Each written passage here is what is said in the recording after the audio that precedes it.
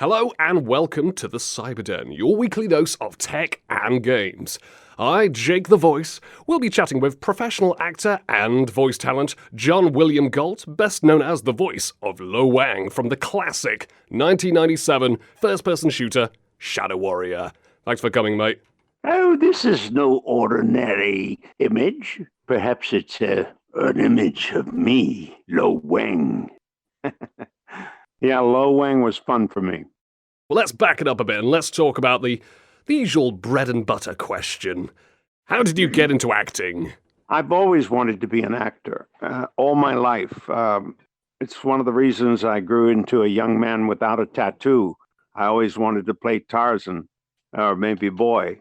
And then I was too tall to play boy, and I never was tall enough to play Tarzan. So I wound up without a tattoo. But other than that, when I was about 20, I had won the Air Force Worldwide Talent Contest in 1958, and was doing entertainment for the Air Force and everything, and wound up in the Armed Forces Radio and Television Network, and assigned to the American Forces Korea Network for the rest of my time in the Air Force. That's how I got started in it, because I toured with different people. I toured with Johnny Grant's Operation Starlift with Angie Dickinson and June Blair and Roscoe Aites and all kinds of actors that I had heard about as a youth and was delighted to meet and work with. And that's how it started, really. When I got out of the Air Force, I went professional. You've been in your fair share of TV shows and films, things like Paper Moon, Forrest Gump, various movies about JFK's assassination, and so on. So how is it that you actually managed to branch out into this sort of market?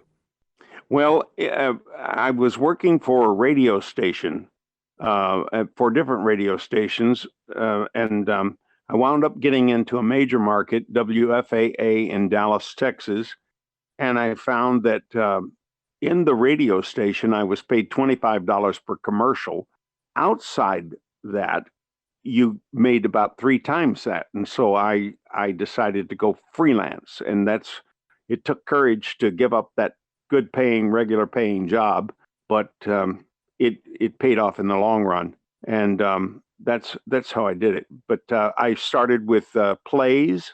I did No Sex Please We're British with June Lockhart, one production, one with Bob Casper, one with Maureen O'Sullivan, Jane of Tarzan, and I adored her. I just enjoyed her. I played Mr. Needham. He was a bank examiner that came there, and he would go, "I don't want to deal with it here. I want to deal with it at the Hounslow branch," things like that. And so she thought that was funny because I don't talk like that normally.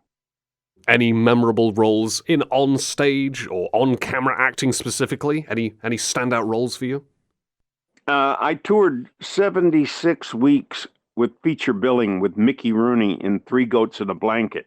And I played a very Nelly gay interior decorator named Raymond Weaver, who was the only person in the play that had a brain. But he would go, "Oh, we're going to have a Hawaiian party. We can pass out lays." And Mickey'd go all homophobic and it'd bring the audience to laughter, And then I would say, I'd look at him, kind of strange. And then when he'd look around again, I'd say, "Oh, never mind. It takes 4 days to pound the pie." And it was a fun role. 76 weeks. We went everywhere. I mean, we really did. Would you say the acting industry has become easier or harder to climb up and get into compared to a couple of decades ago, for example? Well, I think it's harder in a way and easier in a way. The harder way is that for professional actor that's trained and goes through all of that they must go through, but for the average person to break in, because now they're looking for average people. They don't want that sound, like I've done so many movie trailers, like "In the depths of the ocean lives a creature with only one thought on its mind, killing you." That kind of thing. Now they want, "Oh, in the depths of the ocean lives a creature that has one thought on its mind, and that's killing you." See? So in other words, it's kind of easier for the average person. I studied movies and I went through everything. I saw the old actors and I would go, I don't know what a beautiful girl like her is doing coming in a place like mine, but here she is again. Play that song she likes, Sam. No, you don't want that, boss. If she can stand it, I can stand it. Play it. That kind of thing from Casablanca. And I would do imitating people all through movies, all different kinds of people. And that way I got all those show accents, and all those things. I even did a Hanes underwear commercial way decades ago that was very controversial. It was a Scotsman, and he says, "You nae ask a man what he wears under his kilt, lad, for he'll nae tell you. But a man saying for a windy day, a bit of Hanes Scotch plaid underwear for the ladies." Hanes underwear for the ladies. See, that kind of thing. America, they're kind of afraid to do spots like that. That spot went to Chicago and it graded the highest among them all that year, and then was replaced by Leo DeRocher saying, "Who says wearing colored underwear is sissy?" So it's we're kind of reluctant to do truly creative and inventive stuff.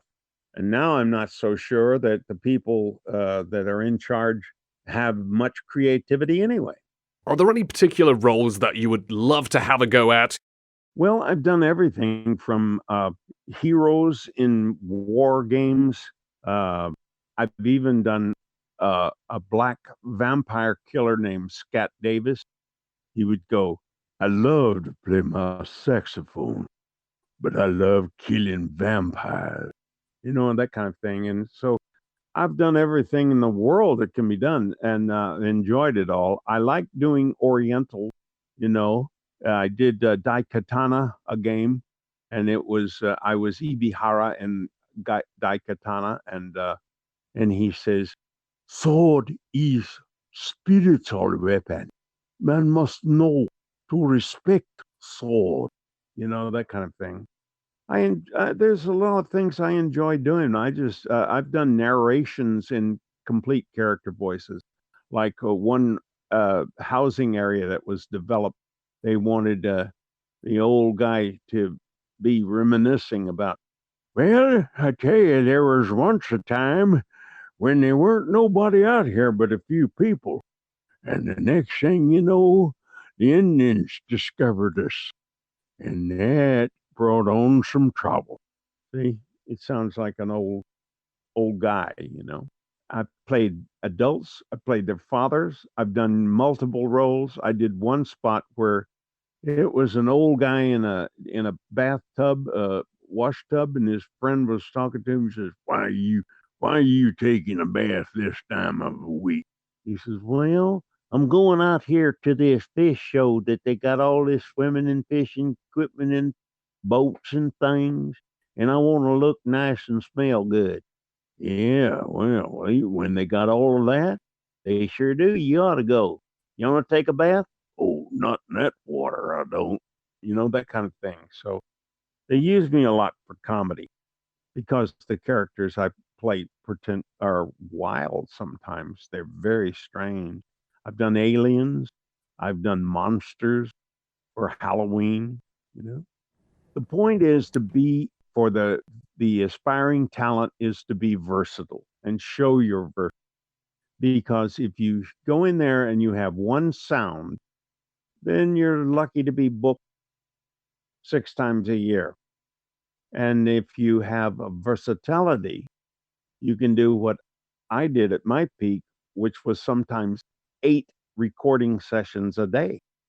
Let's talk about your most famous role as the voice of Lo Wang from 3D Realms' classic shooter, Shadow Warrior.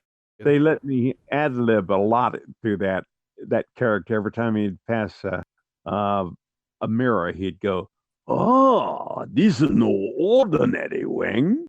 It was that was an ad lib of mine, and they kept it in. And we did all kinds of stuff. And in fact, they did the Lo Wang rap song, and it was in the top 10 of Dr. Dementia nationally. How is it you actually got the role, and do you enjoy playing the character, and why? Well, I got the role because I had done other voices for them. Um, I had done monster overs and bad guys, and things in other games, and so they knew I had that versatility, and they thought we'll try him for Lo Wang, and it worked. And the people who were involved with Lo Wang, making Lo Wang, later did that thing about the Indian chief there, Frey. And while they were working on that, I walked up behind him and he was showing me the way the game went. And I said, "You have never lived until you become prey." And he said, "Oh, that's the voice we want." Well, it turns out I did a chief, an Indian chief. And and when we got there, they had Michael Gray Eyes, who was a real Indian, Cree Indian, and a little girl named Lightning something. She was from LA, and she was a real Indian. And I'm the only person there that wasn't an Indian. And so the engineer had me go first with a thing he put on there, which was a line from Little Big Man. And he says, "We always camped upriver from the white man. That way in the mornings when we made fish water, they bathed in it." Well, both of those Indian performers fell off their stool laughing. And from then on, when we'd go to lunch, it took us a week to do pray. Um, they would say, "We Indians," and I'd sit there in the middle of, with the Indians. You know, that was a lot of fun. I've enjoyed every role I've done. So, I mean, I'm probably pretty peculiar in that I am a true individual who loves what they do. And I think for the aspiring voice talent, that's a prerequisite. You have to love it because some of these people don't know what they want, and you have to be courageous enough to ad lib or change it to modify it so that it's comfortable for you to do, which makes it real to the person listening to it. Shifting back to Shadow Warrior for the moment, we'll dabble a bit more into Prey soon enough, of course. Oh, Deb, sure. Shadow Warrior was one of my favorites. Yeah, I mean, can it imagine. won all kinds of awards, but we got into all kinds of trouble on the net because I wasn't Oriental. And I'm going, well, it's pixels, it's pretend. What in the world is the matter? And I would go online and answer questions, and they would say, "Do you like the shuriken, the little thing you throw with it?"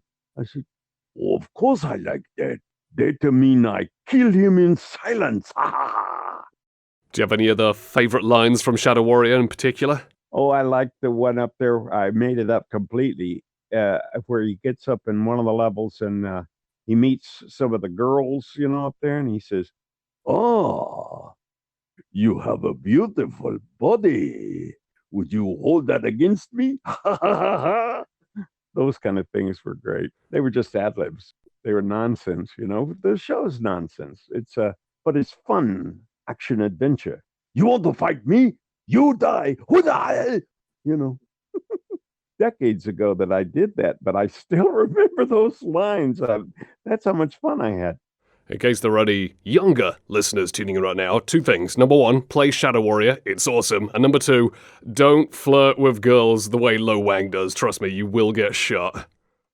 Yeah, yeah, it doesn't work in real life, no. I had a joke that I always did that your audience might find amusing. I would come up to, I'm not but 5'7" in height, and I would come up to these tall, pretty girls that were with our agency that were models, beautiful girls. And I would stand there and look at them with love eyes, and they would look at me, and I'd say, "Alan Ladd was only 5'4". And it would get a laugh, but then it started. They would say, I'd say Alan Ladd was only 5'4", and she'd say, "Alan who?" I go, "Oh, never mind." Either way, it got a laugh. I believe in laughter. I think laughter is like a medicine. It makes you feel better. It lifts your spirits. It keeps you from getting depressed. And you get a lot of rejection in the voice business. I did too, but I didn't mind that. I just figured they didn't know what they wanted or they had no taste except in their mouth. Speaking of funny stuff, and speaking of Shadow Warrior, Lo Wang's rap, like you mentioned before earlier, being played on Dr. Dementia's show. By goodness, that is such a funny song. From what I've heard, publisher wanted you to rap, but instead what the composer, Lee Jackson, did, he made a rap made out of outtakes and sound bites. So what happened? What inspired this change? This was just, we just did that deliberately. That was lines from the show, some of them, but a lot of it was made up. I just made it up as I went. I'm just having fun. They had the guy that did the music for the whole show did the music for Lo Wang's rap, and I just winged it. And they liked it so much they submitted it to Dr. Da Vinci, and he liked it. Even better, the composer, Lee Jackson, he submitted it for a Grammy Award, and because he exploited a loophole, he actually got it nominated, the first ever video game song, nominated technically by accident. Lee had courage. He when he liked something, he kept it going, and he was one of the forces that kept me in with 3D Realm, which were the people who produced that, and I that kept me in to do Shadow Warrior. They were part of that. I mean, not Shadow Warrior, Prey. They were involved in that one too, and I ad-libbed all over the place with Prey. I heard a bit of information from the composer, right? Something that he told me when I interviewed him a few years ago regarding recordings for Shadow Warrior. He said that you were a black belt in Hapkido and stayed in Japan for a bit. You kind of soaked up the Asian culture, and he said that was a bit of inspiration for the Lo Wang voice. Is this true? Yes, Lo Wang, to me, it was explained to me that Lo Wang was a Chinese pirate, perhaps a little bit of a mix of Chinese and whatever, over there, but he was a pirate and he was an outlaw all the way. And so it kind of gave me a little freedom, but he had it pretty tightly controlled, wanting to keep it oriental. And so everything was oriental, very oriental. And they thought I was oriental. Shadow Warrior, it did pretty good on release, but sadly it was forgotten about by a fair few as video games started to become 3D. However, it did get released in HD and eventually rebooted. So, what are your thoughts about not only the re-release of Shadow Warrior reaching a bigger audience, but also the reboot? Well, I love it because I get all kinds of email from fans of the thing, and I have some of the lines and things on my computer, and I just send them to them. They were actually recorded then, when we were making the show, and it keeps me alive. I'm be 79 in April, and I'm still very young at heart and very able to do all this voice work and still in demand. I've been retired since I was 65. So if you do what you do and you love what you do, you can continue doing it. Seems like forever. There doesn't seem to be any kind of an end to it. My son's working with an animation firm, and I've done at least 3 of their episodes. Cyanide and Happiness. I've done at least 3 episodes of that show for his group, Explosion Inc. Explosive. SM like Mike. He's over here prompting me. Sorry. Hear him in the background there? I hear him loud and clear. That's my youngest son, and they call him the clone because he's like me. He can do voices. He's very creatively centered, and he ad-libs and all that kind of stuff, and he's cool. He's the only one of them that I can talk to. We'll be getting onto Cyanide and Happiness in a bit later in the interview, but I just want to drop this now, in case anyone requires a British voice for Cyanide and Happiness or any other projects, you could get that fantastic dude. He's a super sexy bloke. Jake the something, the voice. I can't remember his name. Oh, yeah. I've heard of him. Great dude. And I agree. Yes, why not? Get the real thing. Mine's fake. I mentioned about the Shadow Warrior reboot, and they redesigned Lo Wang, got him a new voice actor. I believe it's pronounced Jason Liebrecht, I think. Anyone on the internet, please send 100 messages to tell me I'm wrong. So anyway, have you heard this new Lo Wang voice, and do you have any thoughts on that? Well, I think I'm better. I agree. No offense, Jason Jason Liebrecht v. La Loca, whatever your name is.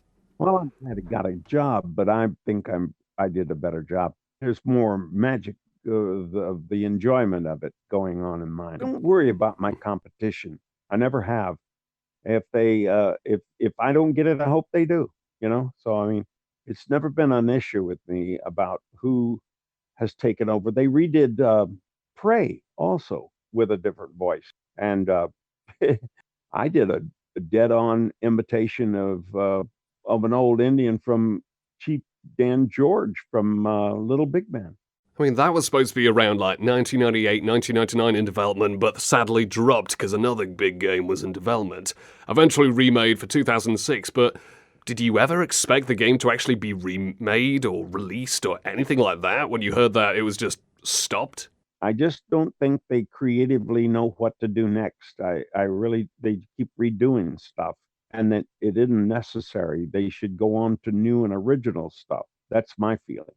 Nevertheless, it was still a great game when it was released in 2006. And I definitely remember your performance very well. I remember playing Prey in 2006 on the Xbox 360 new console and hearing all these voices and the graphics. I thought, damn, this looks awesome. This sounds awesome as well.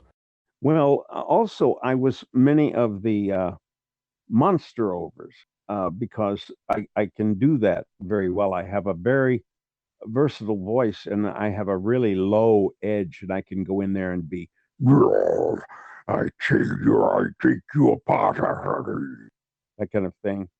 And it doesn't need much EQing, Have you heard about the reboot of Prey? There was another reboot which basically took the game and turned it into something completely different. Did anyone tell you about that? Yes, in fact, they did. They thought I should get a piece of that because they used my voice in there as well. Oh, the plot thickens. But I didn't get any reboot or anything, and I'm just too busy to go and sue over Penny Annie stuff like that. Well, let's talk about other memorable video game roles. A few 3D Realms fans point out that, you also starred in, of course, you mentioned about Daikatana, but what about games like Deus Ex? Was there any memorable roles there? Tracer Tong, perhaps? Oh, absolutely. I did 4 roles. I did 4 different roles. One of the Illuminati, Tracer Tong, Jock, the helicopter. I have to have a script, and the Nazio Chief. Natco Chief. You should be interviewing my son. I don't even remember these names. I was going to say, but, the Nazios. 4 roles. He did 4 children's roles, and they misspelt my name. The guy that was the sound guy on there was the sound man on Daikatana, which was Robert Rodriguez and John Romero. And I met those guys there doing that, and that was fun. I almost got to do the movie trailers for those movies, but they went another way.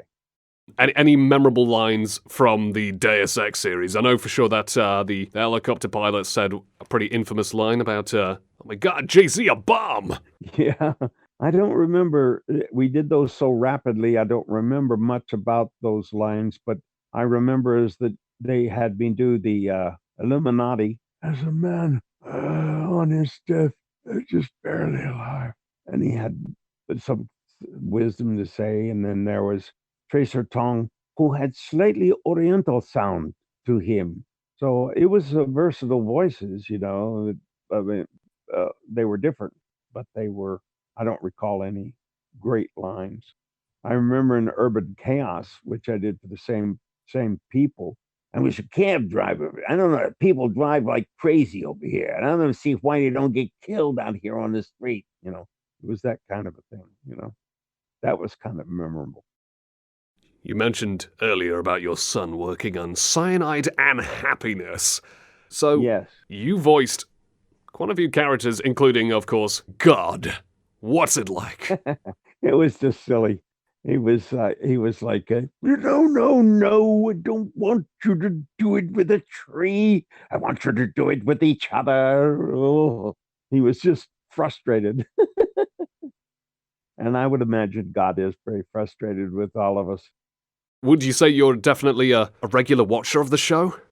I like their work. I really do. I think they do a marvelous job. And I was an Orca King one time. I enjoyed that a lot. Uh, and he would like, yes, I'm an Orca. Forgive the teeth, you know. But I've done all kinds of things. I was a newsman one time. It sounded like Walter Cronkite. I think his name was Walter Crankcase, but it was like, and that's the way it is today in the United States of America. They were season 3 of the show, my son says. I find them very creative, and I would jump off and do anything they asked me to try to do. And I've got a wide range and a lot of accents that I can do, and that'll be fine. I'll be happy to do anything like. We spoke about voice acting for quite a bit now, so let me just ask this one non-voice acting question. Outside of the voice work, outside of the acting, outside of all that, how do you like to unwind and relax? I like writing. I sit quietly and my fingers do the work, and I just look at the screen and watch the words. And the words are marvelous. I started one book because I wanted to do them as audiobooks as well. And it started, Louis Jacques Credil should be dead, but death would not have been this cruel. Absolutely alone and still he lay in the darkness, unable to move, unable to cry out. Tears long ago dried up. In a totally death-like pose he lay, but the gift of death had been denied him. You see, it's about the illegitimate son of the Count of Saint Germain, given the elixir of life, making him an eternal when he was 25, 450 years ago, and he's not handling it well. It starts with they thought he was a vampire and they clubbed him and stabbed him in the chest with a stake, and later they dug him up in Harlingen, Texas, in the deer fields, and they thought he was a vampire. And it's a good story. I like good stories, and therefore I think I write good stories if I like them. It's called Blood Awakening. John, looks like we've reached the end of the interview. Thank you so much for jumping on board. It's been an absolute blast. Listen, I've enjoyed you. You have a very good voice, and you should do voice work too. Funny you should mention that, actually. Just go and go to the limits. Stretch yourself. Go where you have never dared to go. That's my motto. Done everything in the world. In fact, when I was in Hollywood, I did comedy.